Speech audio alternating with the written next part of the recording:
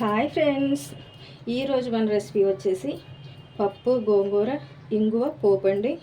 ఇప్పుడు ఎలా తయారు చేసుకోవాలో చెప్తాను. ఇక చూడండి, కుక్కర్లో పప్పు తీసుకున్నాను. అందులో ఒక ఉల్లిపాయ, 4 టమాటాలు, 4 పచ్చిమిర్చి వేసుకొని తగినంత కారం వేసుకొని ఇలా ఒక 8 విజిల్లు తీసుకున్నానండి.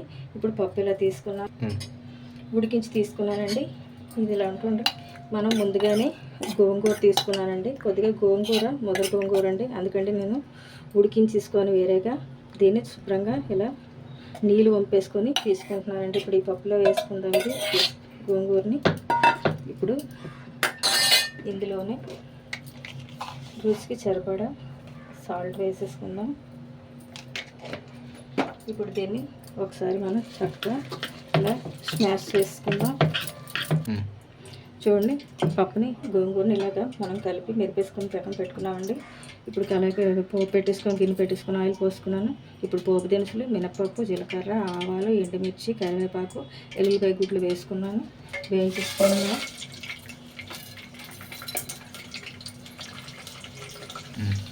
చూడండి, ఇలా కాసంత పోపు వేయక ఇప్పుడు ఇందులో మనం చూసారా కొంచెం ఇంగువ ఇలా వేసుకొని వేయించుకుందామండి.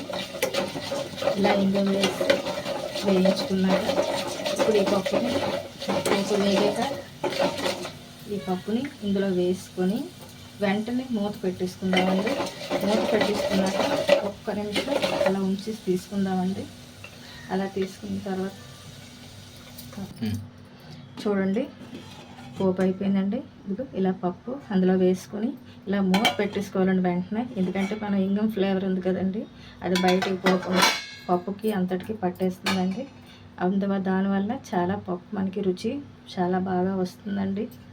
అంతేనండి, చూసారా ఎంతో తేలిగ్గా అయిపోయి పప్పు గోంగూర రెడీ అయిపోయిందండి.